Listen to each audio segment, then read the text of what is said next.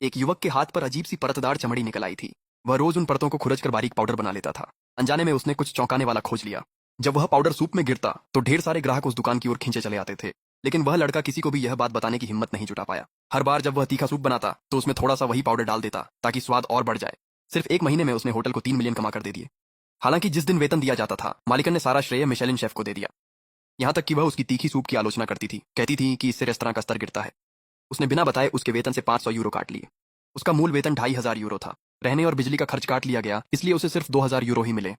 Aunty सुन ने मुझसे वादा किया था कि वह रहने का किराया नहीं लेगी। मैं तुम्हें पैसे देती हूँ, फिर भी तुम जवाब देने की हिम्मत कैसे करते हो? तुम मेरे होटल में रहते और खाते हो, मैं तुम्हें एक प्लेट खाना मुफ्त देती हूँ। अगर मैं तुम्हारे कुछ 100 यूरो काट भी लूँ तो क्या फर्क पड़ता है? सिर्फ एक सूप बनाना कोई बड़ी बात नहीं है। तुम्हें शुक्रगुजार होना चाहिए। मेरे साथ एहसान फरामोश मत बनो। बस करो, अब और मत बोलो। जरा सी बात पर बहस मत करो। मैं तुम्हें सिर्फ इसलिए काम करने देती हूँ क्योंकि तुम अनाथ हो।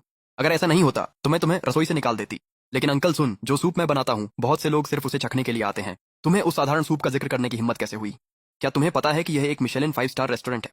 ये कोई सड़क किनारे का साधारण सूप वाला ठेला नहीं है। नमस्ते डॉक्टर शांग। क्या हुआ? क्या उनकी बीमारी और बिगड़ गई है? कितने पैसे की जरूरत है? 2500। ठीक है, मैं जल्दी से पैसे का इंतजाम करता हूँ। अंकल सुन, आंटी सुन, मेरी बहन अस्पताल में है और उसे तुरंत पैसे की जरूरत है। कृपया इस बार मेरी तनख्वाह मत काटिए। मैं वादा करता हूँ कि इसकी भरपाई के लिए और ज्यादा घंटे काम करूंगा। मैं वो पैसे कमा लूंगा जो काटे जाएंगे। तुम दुखी होने का नाटक कर रहे हो ताकि मुझे भावुक कर सको। मैं तुम्हें बता दूं कि तुम्हारी दुख भरी कहानियां मुझ पर असर नहीं करती। तुम्हारी बहन की समस्याएं हमारी नहीं है। बहुत अच्छा, मैं ये नौकरी छोड़ता हूँ। मैंने शुरुआत में 1000 यूरो जमा किए थे।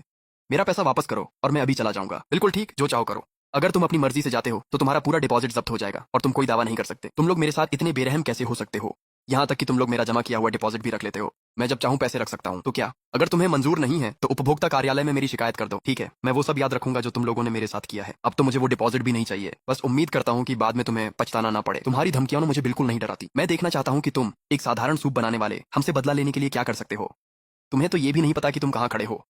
अब चले जाओ, तुम्हारे बिना हम और बेहतर रहेंगे। भाई मुझे माफ कर दो। ये सब मेरी गलती है कि मैंने तुम्हें इसमें घसीटा और तुमने अपनी एकमात्र स्थिर नौकरी भी खो दी। पगली लड़की, तुम ही तो मेरी दुनिया में इकलौती परिवार हो। अगर मैं तुम्हारा ख्याल नहीं रखूंगा तो कौन रखेगा? ऐसी बुरी बातें मत सोचो। तुम्हारी बीमारी जरूर ठीक हो जाएगी। अस्पताल में आराम से रहो। मैं तुम्हें एक बात वादा करता हूँ, एक दिन हम इस घर से बाहर निकलेंगे।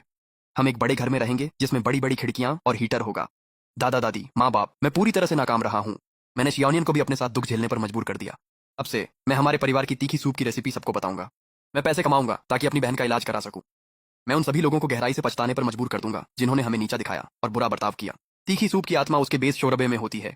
इसे ताज़ा भेड़ और गाय के मांस से तैयार करना चाहिए। मैं कम गुणवत्ता वाले मशरूम, गुलदाउदी या ग्लूटेन भी नहीं खरीद सकता। और जहां तक ग्लूटेन के लिए आटे की बात है, केवल उच्च गुणवत्ता वाला आटा ही लचीला बनावट देता है। लेकिन मेरी जेब में सिर्फ 100 यूरो हैं। मुझे हर एक सामग्री पर बचत करनी होगी। क्या तुम शियाओचेन नहीं हो? तुम यहाँ घूम क्यों रहे हो? क्या तुम अपनी सूप के लिए मांस नहीं खरीद रहे हो? मैंने तुम्हारी सूप चखी है, वह सच में बहुत स्वादिष्ट है। शांग मैडम, मैंने फुमानहे रेस्टोरेंट की नौकरी छोड़ दी है। क्या तुमने नौकरी छोड़ दी? क्यों? बहुत से लोग सिर्फ तुम्हारी सूप चखने आते हैं।